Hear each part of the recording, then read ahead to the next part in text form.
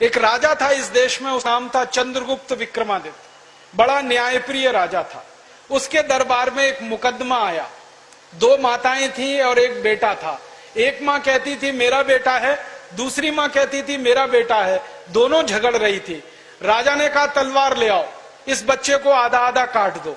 तो तलवार आई, बच्चे को काटने के लिए राजा ने तलवार उठाई तो असली माँ चिल्लाने लगी कि नहीं नहीं, बच्चे को काटो मत, पूरा का पूरा दूसरी माँ को दे दो, कम से कम जिंदा तो रहेगा। राजा समझ गया असली माँ यही है जो बच्चे को कटता हुआ नहीं देख सकती अपनी आंखों से। राजा ने क्या किया, नकली माँ से बच्चा छीना और असली माँ को दे दिया। पूरे मुकदमे का फैसला 2 मिनट में हो गया। ऐसी न्याय व्यवस्था हम इस देश में लाना चाहते हैं। अगर यही मुकदमा आईपीसी, सीआरपीसी, सीपीसी में आप लेके आ जाइए, मैं चैलेंज देता हूं 50 साल इसका फैसला नहीं होगा। दोनों माताएं बूढ़ी होकर मर जाएंगी, बच्चा भी जवान होकर बूढ़ा हो जाएगा, मुकदमा चलता ही जाएगा, चलता ही जाएगा, चलता ही जाएगा, फैसला कभी नहीं आएगा। क्योंकि अंग्रेजी न्याय में न्याय होता नहीं। हम न्याय की व्यवस्था चाहते हैं, ऐसे कानून बनाना चाहते हैं। न्याय व्यवस्था को हम स्वदेशी करना चाहते हैं। इसी तरह से शिक्षा व्यवस्था को स्वदेशी बनाना चाहते हैं। अभी जो शिक्षा हम लेते हैं वो मैकॉले की है। मैकॉले ने जो पाठ्यक्रम तय किया वही हम पढ़ते हैं, और दुर्भाग्य से मैकॉले जो पाठ्यक्रम हमको दे गया वो इतना रद्दी और बेकार का है जो जिंदगी में कभी काम नहीं आता। हम पढ़ते हैं, रटते हैं, कक्षा में जाकर उल्टी करते हैं। कॉपी पे लिखना माने उल्टी करना। 100 में से 96 नंबर ले आते हैं। अब उसका शहद लगा के चाटें तो क्या निकलता है उसमें से? 96 नंबर। जिंदगी में काम नहीं आती वो शिक्षा। मैं मेरा उदाहरण देता हूं, सालों साल मैंने पढ़ाई की, मेरा जीवन खराब किया। मैं नहीं पढ़ता तो बहुत अच्छा होता। जितने साल मैंने पढ़ाई की, जितना पैसा मेरे माता पिता ने मेरी पढ़ाई पे खर्च किया, जितना पैसा मेरे ट्यूशन पे मेरे माता पिता ने खर्च किया, अगर मैं पढ़ने नहीं जाता वो सब पैसा बचता और मैं उससे कोई धंधा और व्यापार करता तो करोड़पति होता। क्या पढ़ाई हुई है मेरी? मैंने बचपन में पढ़ा x + y whole square is equal to x square plus 2xy plus y square, x minus y whole square is equal to x square minus 2xy plus y square. अब मेरे समझ में नहीं आता कि करूं क्या इसका मैं मेरी जिंदगी में।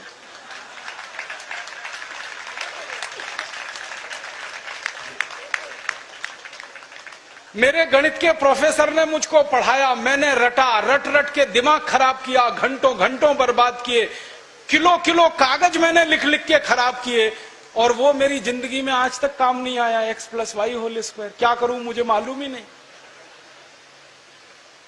मेरे गणित के प्रोफेसर को एक दिन मैंने कहा कि आपने मुझे ये क्यों पढ़ाया x + y होल स्क्वायर, मेरी जिंदगी में तो काम नहीं आया।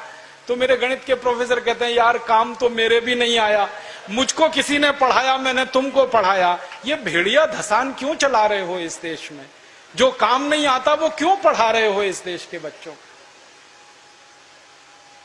बचपन में मुझे पढ़ाया गया अमेरिका का पहला राष्ट्रपति कौन, क्या करूं इसका? मान लीजिए मुझे मालूम है अमेरिका का पहला राष्ट्रपति जॉर्ज वॉशिंगटन, करूं क्या? मालूम है मुझे, क्या करूं इसका? मैं सब्जी खरीदने जाता हूं बाजार में, सब्जी वाले को कहता हूं देखो मुझको मालूम है अमेरिका का पहला राष्ट्रपति जॉर्ज वॉशिंगटन था, वो सब्जी देगा क्या मुझे? फालतू में रटा रटा के मेरा दिमाग खराब कर दिया। अमेरिका का पहला राष्ट्रपति कौन? और मुझे इतना दुख होता है, तकलीफ होती है कि कोई मुझे ये पूछना शुरू करे कि तुम्हारे परिवार का पहला राष्ट्रपति कौन? मुझे नहीं मालूम। मेरे परिवार के राष्ट्रपति से मतलब मेरे दादा, दादा के दादा, दादा के दादा, दादा, कहीं से हमारा कुल शुरू हुआ ना, तो मेरे कुल का पति माने मेरा पहला पिता, वो कौन? नहीं मालूम। और अमेरिका का पहला राष्ट्रपति मालूम है। और मुझे तो इतना दुख होता है कि अमेरिका का पहला ही राष्ट्रपति नहीं मालूम, 250 राष्ट्रपति मालूम है मुझे उनके, और मेरे कुल के 2.5 आदमी के नाम नहीं मालूम मुझे। मेरे पिताजी का नाम मालूम है, उनके पिताजी का, उसके आगे बढ़ता हूं तो सब ब्लैंक हो जाता है, याद ही नहीं मुझे। क्या करना है ऐसी शिक्षा से? काम की क्या है ये? बचपन में मुझको पढ़ाया कनाडा का क्लाइमेट कैसा, कनाडा का, भारत का नहीं, कनाडा का। कनाडा की जलवायु क्या है, क्या करूं उसका कनाडा की जलवायु का। मैं तो कभी कनाडा जाने वाला नहीं, कनाडा मेरे घर में कभी आने वाला नहीं, उसकी जलवायु पढ़ के करना क्या है। मैं शिवपुरी में रहता हूं, मैं भोपाल में, ग्वालियर में रहता हूं, मुझे शिवपुरी की जलवायु मालूम है तो कुछ काम आने वाली है, कनाडा की जलवायु क्या काम आने वाली है। कभी जिंदगी में मौका मिला कनाडा जाने का, जिसका कोई दूर दूर तक संभावना नहीं है, तब जाके वो बात कभी काम आएगी। उसके लिए रट रट के, पढ़ पढ़ के दिमाग खराब कर दिया घंटों घंटों, ऐसा फालतू इतिहास पढ़ाया। अकबर बड़ा महान था, होगा, मैं क्या करूं। अकबर महान था, ठीक है, मैं क्या करूं उसका, मेरी जिंदगी में उससे क्या फायदा होने वाला है अकबर की महानता से।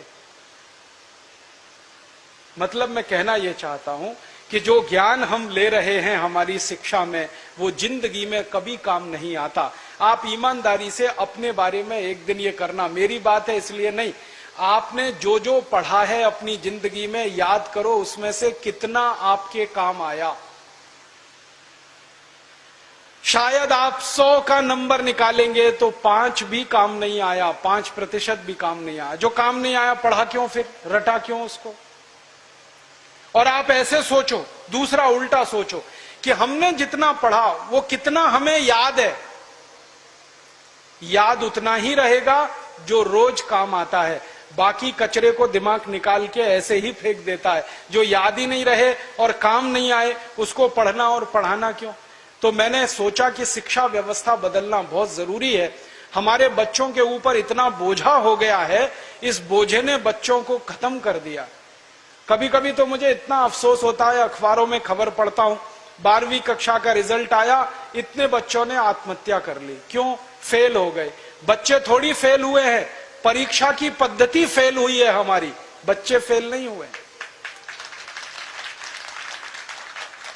बच्चों के बारे में तो सारी दुनिया कहती है कि वो तो कच्ची मिट्टी के घड़े के जैसे हैं, जैसा आप शेप दोगे वैसे हो जाएंगे।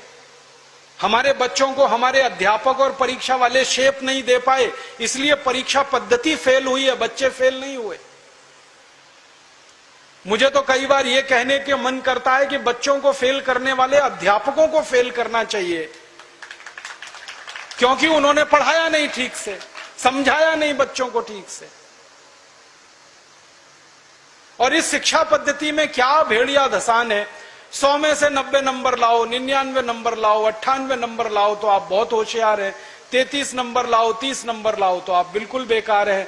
न्यूटन को तो जिंदगी में कभी भी 30 से ज्यादा नंबर आए नहीं, बेकार है न्यूटन, वो तो सारी दुनिया में पूजा जाता है।